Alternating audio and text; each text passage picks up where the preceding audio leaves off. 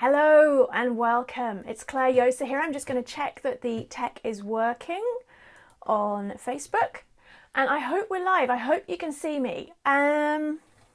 Yay! No, it's still complaining. Hopefully that will catch up in a moment. So I'm going to unpin my post so that people can see this live stream when they get there. So thank you so much for joining me today. I've got people joining me, which means we're live. Give me a hello and a yes in the chat box, please, if you can hear me, so I know that the tech's working before I dive in. And thank you for joining me today. It's been quite a day here in the UK, and I'm sure across other parts of the world too. We all woke up to the EU referendum news, and I'm not making a broadcast today about the referendum result. What I'm doing is giving you the tools that you need to be able to come back to a place of equilibrium. For so many of us, the referendum result has been a real shock. We knew it was close, but we didn't know it was actually going to happen. There's sadness, there's fear, there's worry, there's stress filling the airwaves. So I want to share with you the techniques I personally use when life gets really, really hard. And I know these work. I've used these myself, even in the last 12 months, on some really traumatic life events. I don't want to get into what it was, just trust me, it was deep stuff, yeah? And I want to teach them to you so you can use them today. Because unless we turn our reaction around to this, we're at risk of perpetuating that wave of fear. There are some really big things that are going to need to happen in our country in the coming months and years, and we need support from the rest of the world on this, but it needs to come from inside. So I've promised you a whistle-stop tour of the tools I personally use, and we're going to cover today. So why it's okay to feel sad when things go wrong, but how to make sure that doesn't become your forever way of being. Okay, we're going to talk on how to hold on to hope when the shit hits the fan, and I'm sorry you're going to have to put up with the occasional use of that word today, but without pretending or whitewashing. Okay, I want you to be able to be authentic in your response to life. We're going to look at how to forgive rather than holding on to anger and hate. That can be a real biggie for us, yeah? I've seen people unfriending lifelong friends in social media because of how they voted.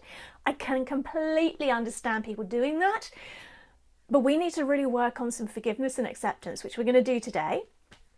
I'm going to tell you about the most common self-talk mistakes we make when things go wrong, how you can avoid them, what you can do instead. And we're also going to look at the 2 little words that will turn things around and stop you from feeling stuck. If you're using these words, you are going to feel stuck, feeling bad. Okay, now for any of you who can't see this live stream, it could be that your Flash player needs updating on the internet. So you might want to refresh your screen, you might need to update the Adobe Flash plugin. I really hope it works, and for anybody who can't watch us live, there is going to be a replay and there'll be a link to my website. So let's get started. How to hold on to hope when the shit hits the fan without pretending or whitewashing. It's a real biggie. Today's news has been really big, but it's not the only thing that happens in our lives that's quite fundamental. And sometimes smaller things can rock us just as much. So when things go wrong, those of you who've hung around with me for a while know I often talk about the pyramid that's based on the neurological levels work from Robert Dilts. So you imagine life is like a triangle. Okay, at the very top, or like an iceberg, at the very top, you've got the outward actions, the behaviors, and the results. Below that, you've got our thought patterns. Yeah, the kind of thoughts we're thinking, the conversations we have in our head. Below that, you've got your beliefs. What you believe about yourself, what you believe about life. Below that, you've got your values, which is what's important to you. And below that, you've got your identity. Now, what happened in the UK today happened in the outside at the actions level, at the results level, but actually it's created a shift for a lot of us. It's shaken us at a real identity core level. If you saw yourself as a person, if you saw yourself as a European, that entire identity has taken a wobble today. If it's really important to you to be inclusive and to be international, then that value has taken a wobble. So can you see also a lot of our beliefs have been challenged, our thought processes are going crazy because of this tiny thing on the outside. So those of you who've joined me before will have seen this model. I'm going to hold it up and I'm hoping everybody can see it. So you've got what you do, your thoughts, the beliefs, the values, the identity. The values and the identity, what's important to you and who you really are, the stuff below the surface is the cause. The top is the effect, okay? Now, the top is all about story and the bottom is all about truth. And what's happened today is the outside events have really shaken us to the bottom of the pyramid. Who am I? Who am I in the context of this vote? Who am I in the context of the future that's coming? And I believe that this is why so many of us have been finding this so challenging today. So I want to give you the tools to help you rebalance so that you can come to terms with the identity level shift and, more importantly, start becoming part of the solution. If you've got any questions at any point, I'm going to try and keep up with the comments. I'm also going to rattle through this because I respect your time. There is going to be a replay. Some of it we're going to do quite quickly, so you might find you want to come back and watch again, and that's fine. I'm really happy for you to take this as often as you need to. So one of the fundamentals in life is we can't always choose the circumstances, but we can choose how to respond. And circumstances like today with the referendum, it may not be the result that you wanted. Okay, but we can choose how to respond. But it's okay that it's not okay with you. I've seen so much of this in social media today, is people pouring their hearts out and having people come in and say, no, you need to be okay about this. No, you need to spread a wave of positivity. At a very deep level, what's happened in the last 24 hours might not be okay with you, and that is okay. A lesson I had to learn a long time ago when I was studying to become a meditation teacher was the difference between acceptance and acceptable. Okay? Acceptance is about accepting that what's happening is what is happening. It's about seeing the world as it is through perception rather than your projection and your filters. But it can be deemed unacceptable, which means you need to take action. Okay? So if the result is not okay with you, don't pretend it is. Use that to drive inspired action to make a bigger difference in the world.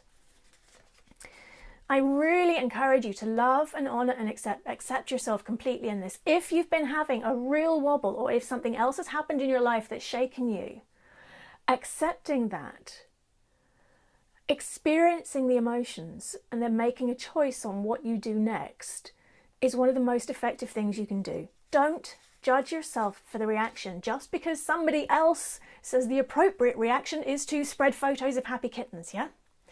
When you allow yourself to feel what you feel without indulging in the drama, you're actually being a human being. Again, many years ago, it's a lesson I had to learn the hard way. I thought that any emotion that didn't make me feel great was bad and to be rejected and got rid of. Do you know there is a time for grieving? When you've had a shock, it's completely okay.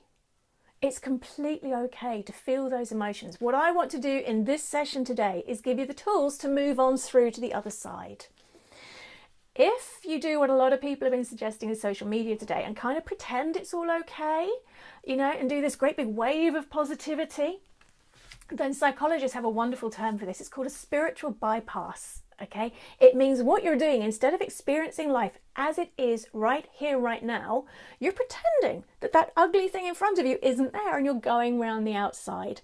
There's nothing wrong with that, but you're not going to grow, and you're not being authentic, and you're not being true to yourself. So if somebody tells you that your reaction to this is wrong, it's not. It just means it's not what they expect or what they need to see. My intention today is to give you the tools so that you can actually choose your reaction. And I hope that's okay with you.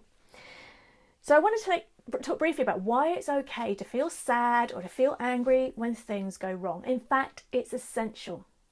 Now, Carl Jung famously said, what you resist persists. If you have a strong emotion coming up and you try and push it down or push it away, then what happens is that you start having a conversation about that emotion in your head that gives all of your attention to that emotion, and all of the chemical reactions in your body that go with that emotion get fired off again. So you're actually going to magnify the emotion. The other option is you completely shut down that emotion. You pretend it's not there. You grit your teeth and you head on through. Bruce Lipton's book, The Biology of Belief, if you've not read it, it's a brilliant read. It's layman's terms of cutting edge biological science. They've proven when you push down a really strong emotion, it shuts down some of the cell receptors in the cells in your body that makes it harder for them to communicate. When you go and do healing work and you release that suppressed emotion, they open up their communication links again, so your body works more effectively. If you're pushing down your emotions regularly and pretending that you're not feeling what you're feeling, not only are you telling yourself that basically you're bad and wrong, which is great for your inner critic self-talk, but you're also potentially hurting your cells. So it's really important to honour the emotions you feel as they come up. But, okay, you know, even the Dalai Lama, he says that anger is not actually a bad thing if it's used as a motivator to take inspired action to create change. Where it hurts is where we get dragged into the drama. If you are diving in on social media and where people are posting stuff saying, oh, isn't this terrible? What are we going to do? What's going to happen to the economy? Or if something hard has happened in your life and the people around you are gossiping and diving into everything that could go wrong, that emotion is not doing its natural thing. It's not just passing on through. It's going to get stuck and you're going to feel miserable. When we dive into the drama, the gossip, the self-talk, the stories, we make it so much worse for ourselves. How can you get out of that? It's a really simple way. This is totally easy. All of us could do this right now. In fact, I encourage you to do so. Take a deep breath in. Sigh as you come back into your body. In this moment, right here, right now, I am here. If you come back here now, you take that whizzing monkey mind and you bring it back into the body. That deep breath and that coming back into your physical awareness and noticing how the big toe on your left foot feels, noticing how your bottom feels on the chair or wherever you are right now. When you do that and you come back into the body in this moment, it pulls the plug on 90% or more of the drama stories. And all of us can manage that. There's also something else that you can do.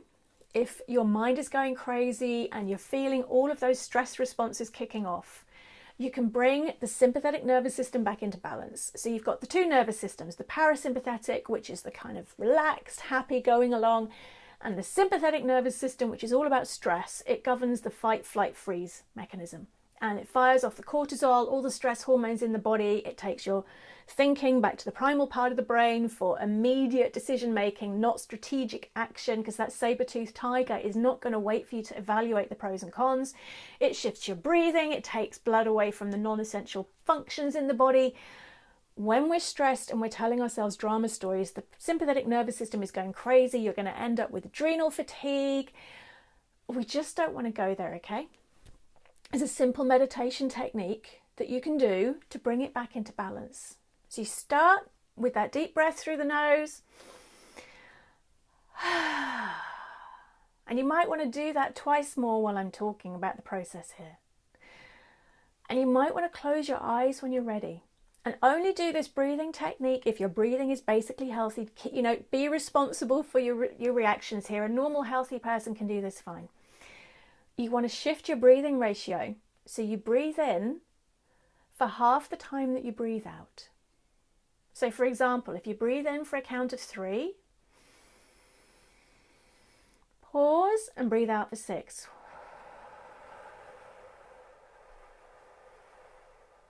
Breathe in for 3.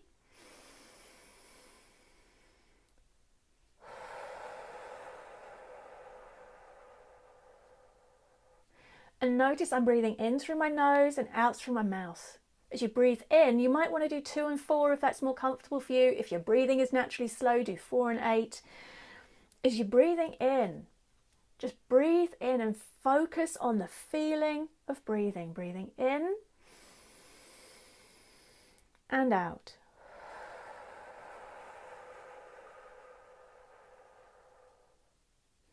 And if you do about 10 of these breaths, you will rebalance your nervous system. You'll calm down. The adrenals will let go. And when you do that, because the mind and the body are linked, what you think triggers stuff in your body, what your body does triggers stuff in your mind. When you calm the body, you will calm the mind. And it makes it so much easier to press pause on the thoughts that have been causing you pain. So the most common self-talk mistakes that we make, and let me know if you've got any questions at any stage. If you're watching the replay via the comments, if you're with us live, just chat away. The most common mistake is the stories that we're telling ourselves about things. So what I've seen so much of on social media today, I am sick with fear. I am so scared. Yeah. When we do that, the mind can't tell the difference between what's physically happening and what's just in our heads.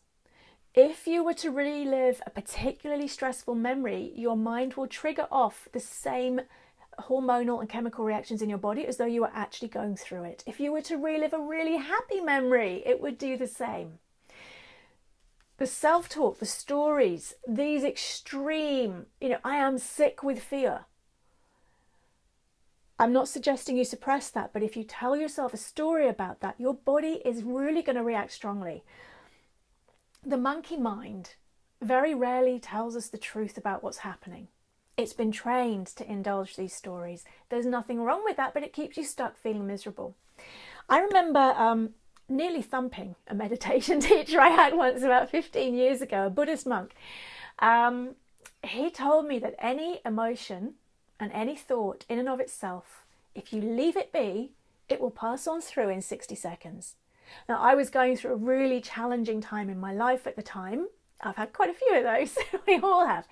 And, I was really good. I didn't just make these emotions and stories last for minutes or hours. I could manage days. Yeah? And clearly at some level I was really attached to that. So when he said, no, it doesn't need to last longer than 60 seconds, I kind of jumped out of the meditation and gave him the Paddington style hard stare, yeah? But he was right. He was spot on right.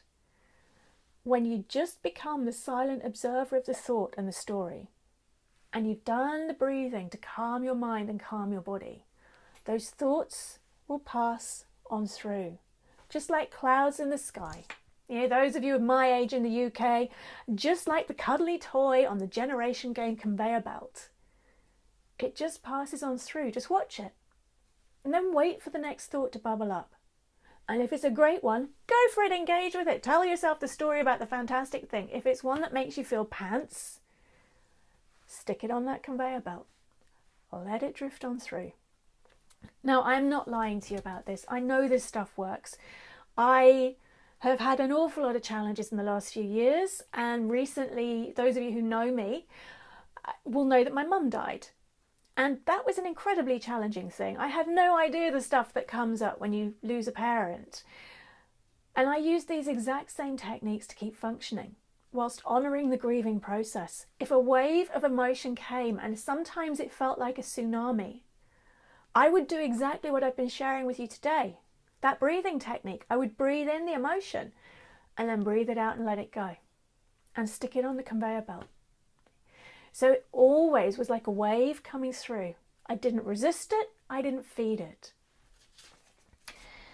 So one of the questions that's come up here is it's remembering to forget those thoughts. That's the skill. I'm going to take you through a process in the moment that you can start anchoring yourself in with an early warning system on how to spot when these thoughts are going out of control. Okay, so I hope that'll be helpful. So when you've got a thought that you can't let go of, that you are clinging to for dear life, and that you won't let it sit on that conveyor belt, you can use my magic question. Okay, that thought, that problem, that issue, that story is going round and round. What do I want instead? What do I want instead? Okay. The key, two keys to this. One, the unconscious mind can't process negative. Right now, do not think of a pink donkey in a purple tree playing a saxophone. Okay, I can guarantee you had to imagine that before you got to the don't. So if you've got a what do I want instead, well, I don't want that to happen. What you're still doing is the I want that to happen, and the don't gets lost in the mind. So you're still telling yourself those painful stories. And it triggers all of the filter systems in your brain, the RAS, reticular activating system, RAS, which is what governs in the brain what you pay attention to. So the don't gets lost, and you will spot more and more of those funny donkeys playing saxophones in trees, yeah? So the unconscious mind can't process a negative. The other thing is to make the what do I want instead, something that's within your control. So let's take the example of the referendum. The vote might not have gone the way you wanted. What do I want instead? Well, I want the other vote. Okay, we need to do some acceptance here. It is how it is. That may or may not feel okay. What do I want instead that's within my control? And there will be something, yeah? Sorry, I'm about to sneeze. There will be something, okay? I want to live in a country that's no longer fighting. Okay, so first you have to imagine the country that's fighting and the not gets lost. I want to live in a country where everybody respects each other. I want to live in a country where people accept each other. I want to live in a country where people work together to create change. What could I personally do to help towards that goal? So whenever those thoughts come up, what do I want instead? I want this. Create your vision and take tiny steps within the remit of what you can control to move towards it. You're reclaiming your power. Can you feel the difference that makes? What do I want instead? Phrase it positively and make it something within your control, and it will set you free from the drama. And I invite you, try it on for size right now. Pick a story you've been telling yourself recently. Feel into your body for how it feels. And then ask yourself, I've got 2 questions for you here. The first one, what is the truth in this? So you're splitting out the projection, the filters, the drama, the emotion. What is the truth in this? What are the actual facts?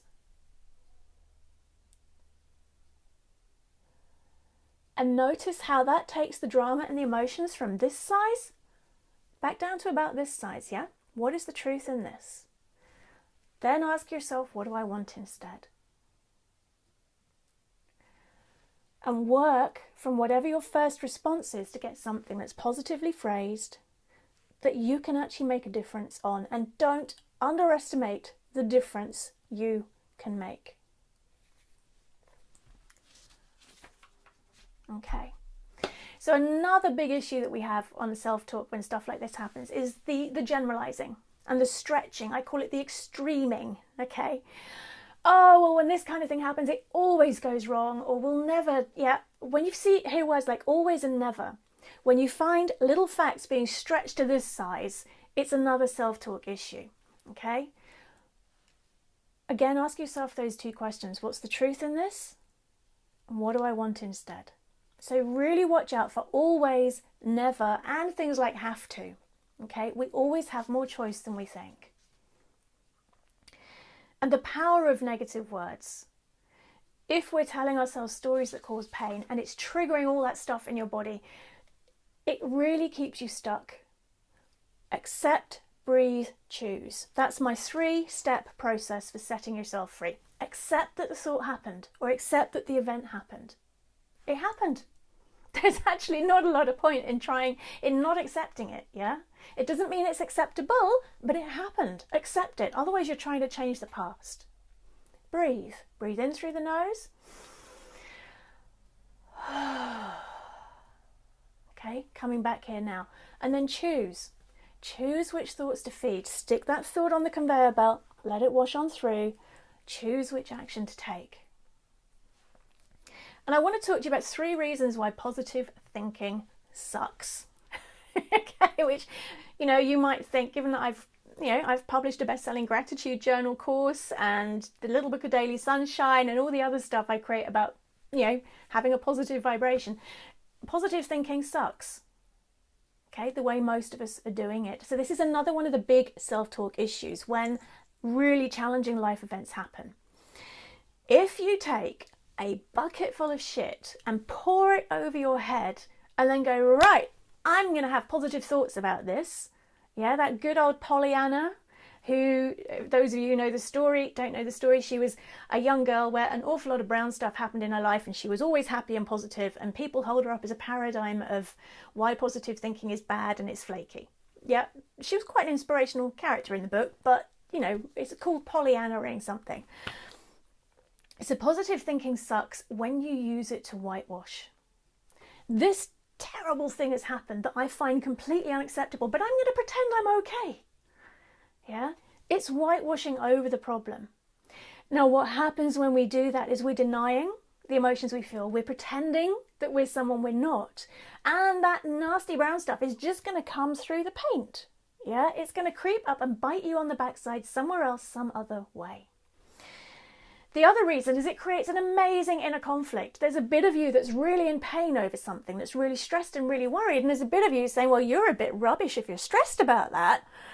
Yeah, it sets your inner critic off on a field day. That self-judgment, you just don't need it when you're in pain. The third thing is that your thinking is just a symptom. Yeah, remember this thing? So your thinking is there, it's at the effect. If you want to change your thinking, it takes willpower, it takes effort. Instead, go down the pyramid and do the work in this bit, and then the thinking will change of its own accord. So, yes, spread a wave of positivity, but please make it genuine. And please don't criticize anybody else or reject them for experiencing the pain they're experiencing. So what can you do instead of positive thinking? It's dive below the surface.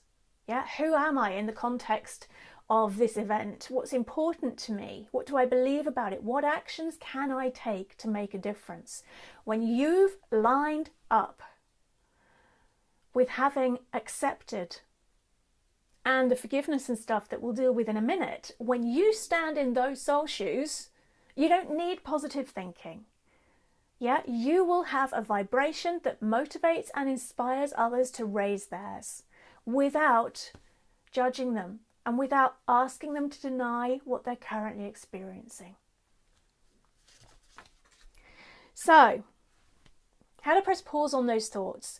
I feel very blessed because all the practice I've done over the years means I can actually press pause on my thoughts and just wait for the next one to come up. But it's taken a lot of practice. And actually, I still indulge with those thoughts that make me feel totally pants sometimes because I'm human, just like you. But here is the process I use and it works. And the more you practice it on little things, the more easy it becomes to remember to do it when big stuff happens. So, you've got that thought going round and round in your mind, okay? And you can feel it because maybe your body's tensing, maybe your breathing's shifted to the upper chest, maybe your jaw's clenching, the tension around your eyes. Just close your eyes for a moment and just say to yourself, I accept that thought. And let go. Stop holding on to it like those suitcases. Let it go. Take a deep breath in. As you breathe in, I accept. As you breathe out, I let go. I accept. I let go. And one more time, I accept. I let go. And then choose.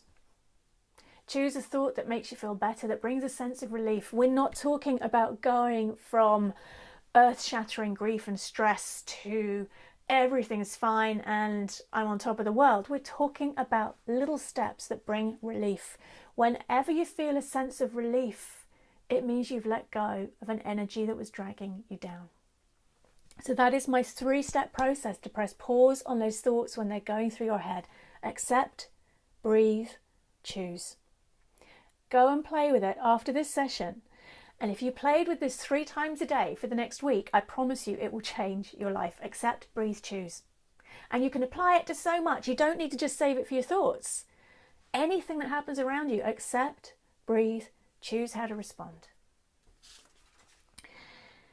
So more on the self-talk. Those 2 little words that are going to keep you completely stuck, and they have been all over social media today. When you've got a really strong emotion, do not turn it into a thing that is part of your identity. Okay?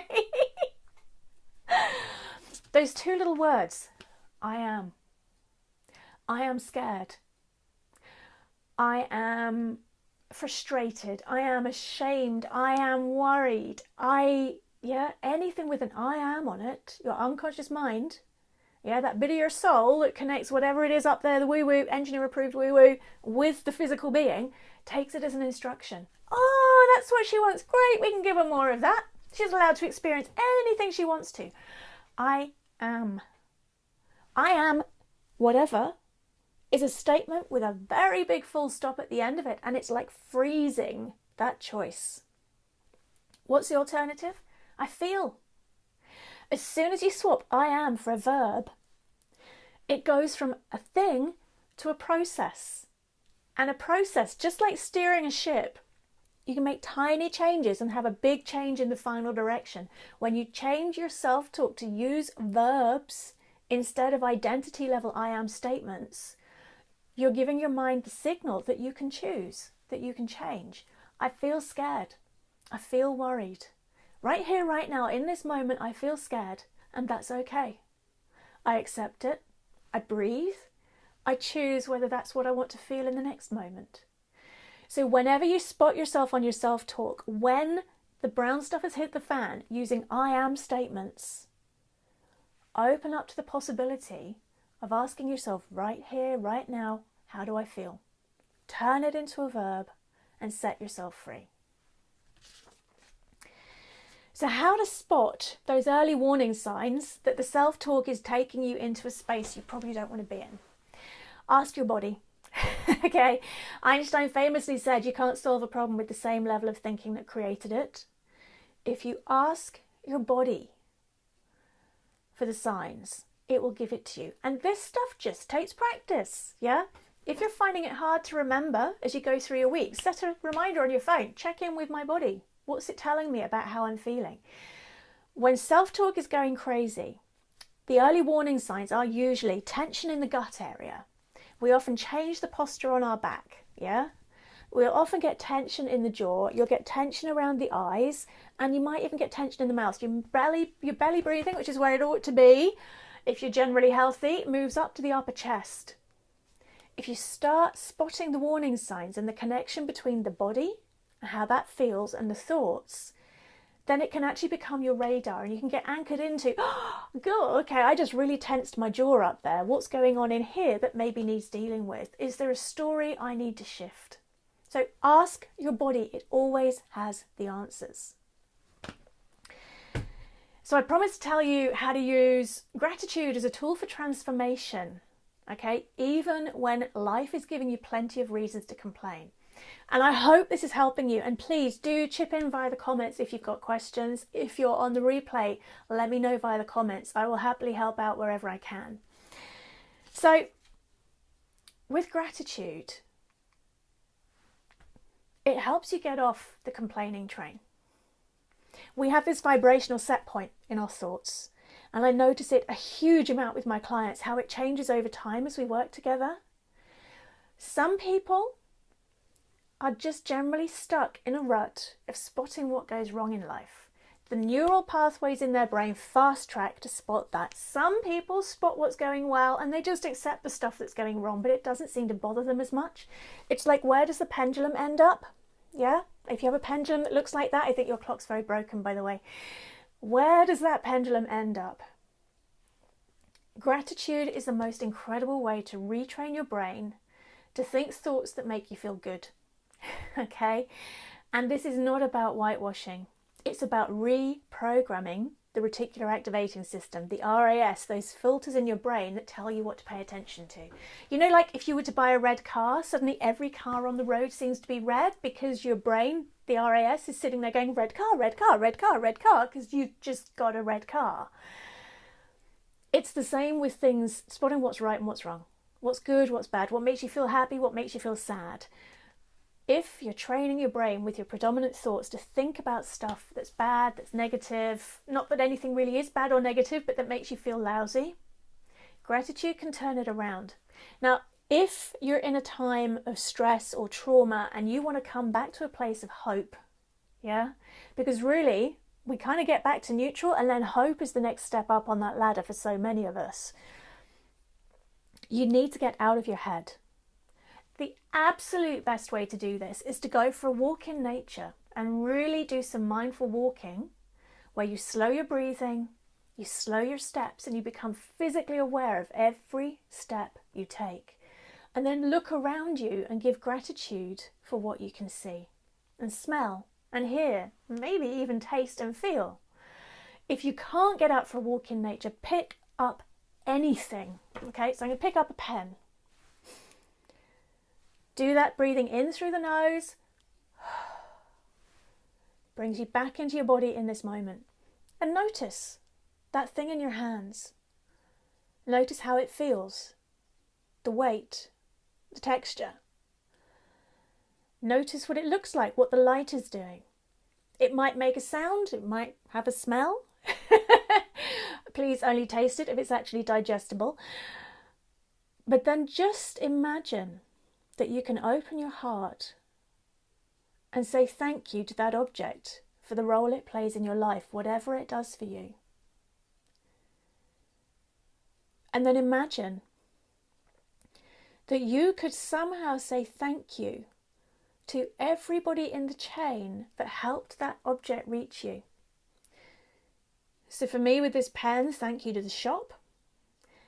Thank you for the distributor, the factory, the people in the factory, the people who got hold of and distributed the raw materials, the designer who had the idea for it. And if you spend a minute saying thank you, or if it's a flower from your garden, really becoming aware of how beautiful it is, saying thank you, it rebalances your nervous system. Doing that for 60 seconds creates neural pathways that are there for you whenever you need them. It turns that highway, that motorway in your brain from one that takes triggers and life events and takes them straight to complaining to one that takes triggers and life events that at least has the option of, okay, but where is the silver lining in this? And gratitude is a daily practice. If the first thing you do each morning is think 3 things you feel grateful for, and the last thing you do is at night is the same, or whenever you feel stressed, okay, I feel stressed, I accept that, I breathe, I now choose to think of 3 things I feel grateful for. If you do that, what you're doing is you're giving yourself a shortcut. So when bad stuff happens, stuff that makes you feel awful happens, it's quicker for you to turn things back around. So we're honouring the fact that we've had this emotion and we're just saying, okay, I accept that, I breathe, and I choose to shift. So now for the question I was asked this morning, because over the last few weeks and months in the UK, there's been an enormous amount of fighting and hatred and division and separation, and it's been really painful to experience. It's not been a nice vibe. And it doesn't have to be a referendum. Sometimes people do stuff that frankly is shit and makes us feel bad. And we give them our personal power. You know, he made me feel bad. It means when you've got phrases like that coming up in your mind, it means you've given your power to that person or that event. And forgiveness is one of the best ways to reclaim your power. Okay. It's not necessarily an easy thing to do. So again, I really suggest you start this with the little stuff and also make sure you forgive yourself. So one of the best ways to get through forgiveness is coming back in the moment, doing the exercises we did with getting back in your body. What's true in this? Okay, get away from the drama. Then you need the acceptance, breathe and choose, yeah? I accept that this person did what they did. I breathe. I breathe in acceptance, I breathe out letting go.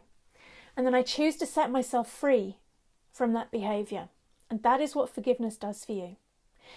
If you really want to dive in and explore this, there are all sorts of techniques I can share with you that allow you to open your heart to forgiveness and compassion in a safe way.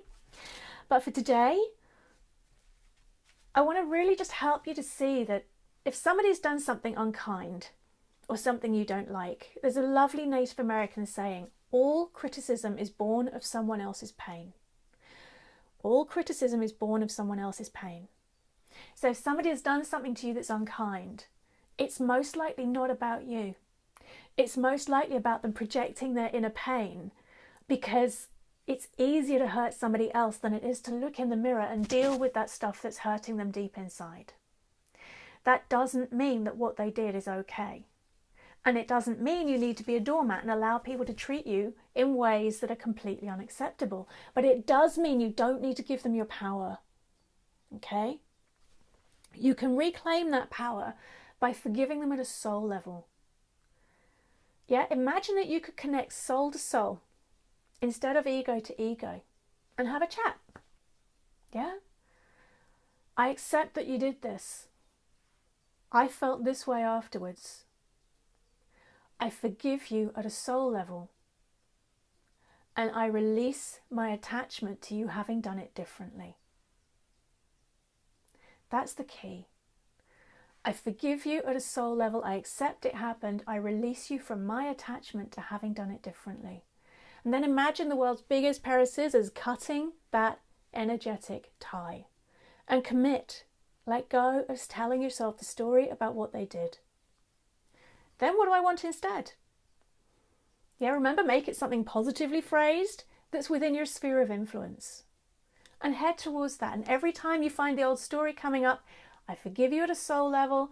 I accept it happened. I let go of my attachment of having to change what you did or having it done differently. What do I want instead? Head towards that. Forgive yourself. In the context of the referendum, if you have a friend who voted differently to you, accept that. It's happened. What's more important to you in your life? What do you want? If one of the things that's upset you about the referendum is the spreading the hatred and the fear and the division and the intolerance and the bigotry and the lies that have come from both sides of the discussion, how is you judging a friend and cutting them off because they think differently to you going to help? So I would really beg you in this situation, go and find some common ground. Okay, you don't ever have to agree with each other. But if you want to be free to think and feel and do and be who you really are, and you are judging your friends for doing the same, you're keeping yourself trapped, not them. Yeah, I find it quite hard to understand people's points of view sometimes on this particular topic, yeah, and how they chose what they chose yesterday. But if we want to create unity, if we want to create a world where people are safe, where they're accepted and where we work together, we need to do the work inside of ourselves so in our closest relationships that becomes a joy and automatic.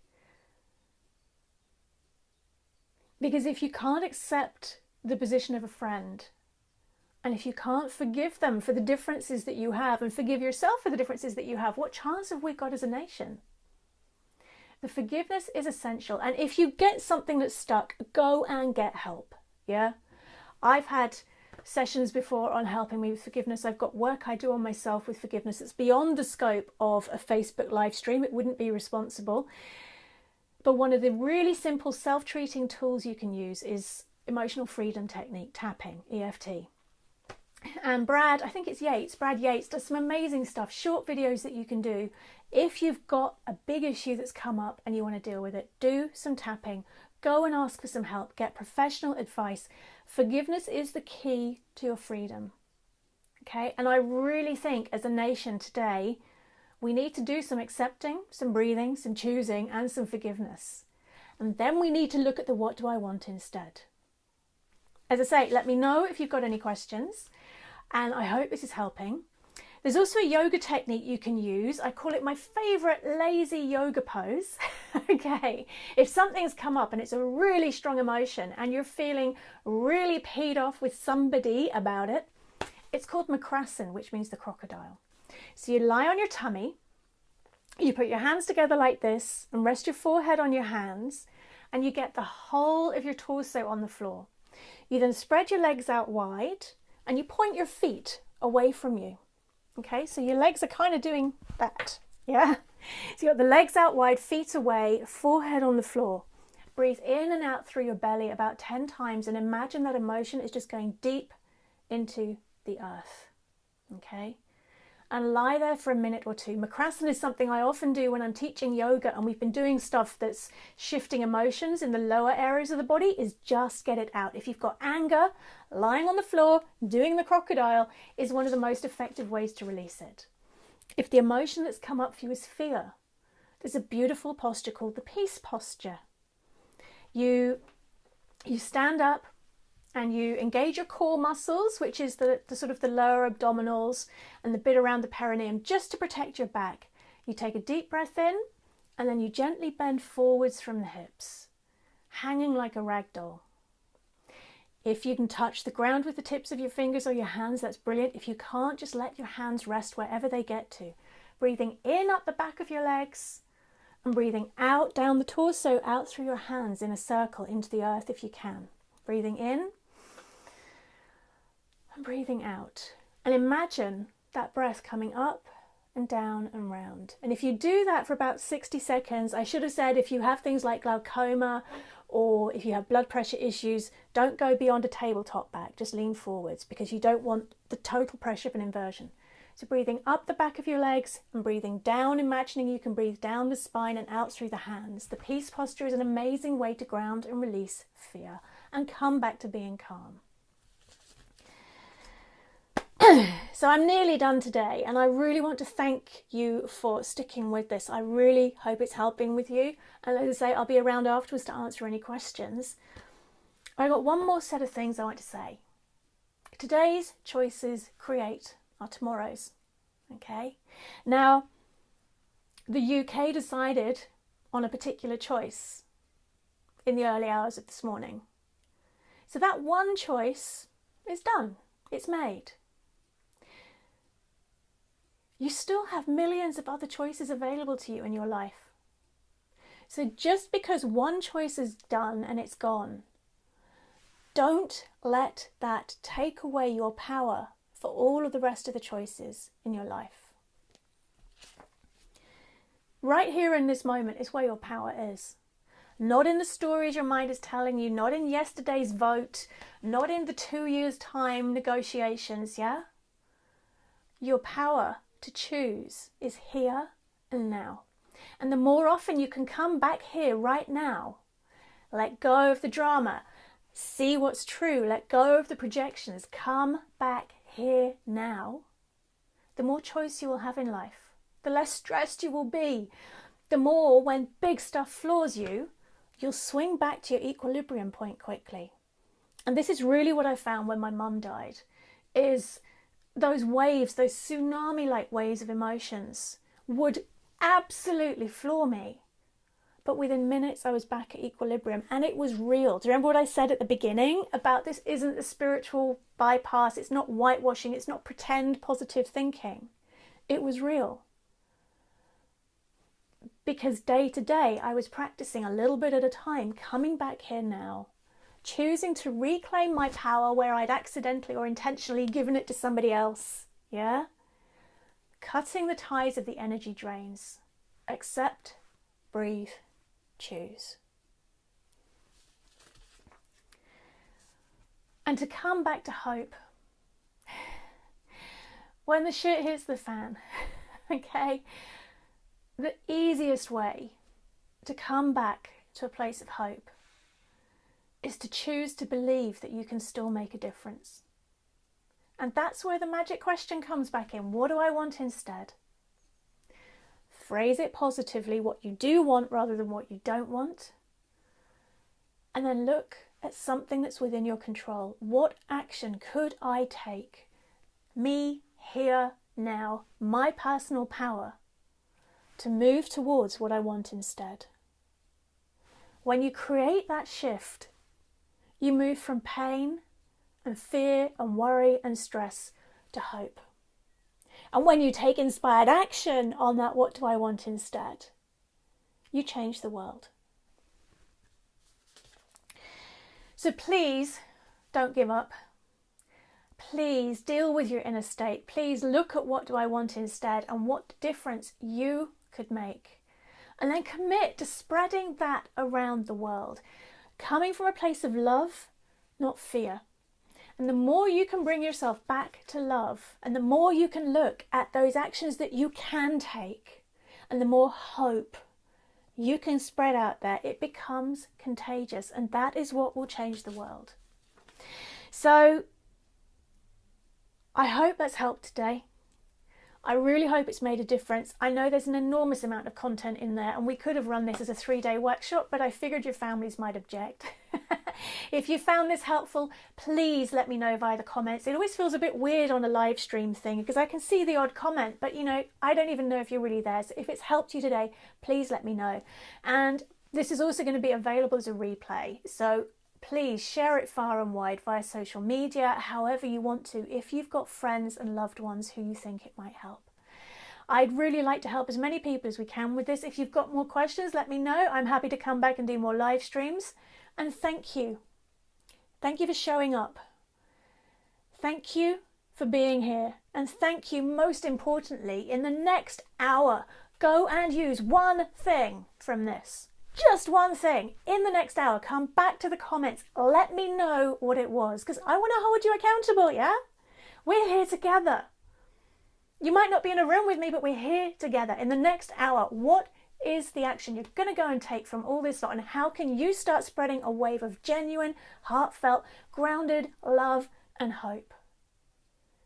And I will do the biggest happy dance in the world for each of you that comes back here to tell me about that, because you're going to be making a difference and changing the world.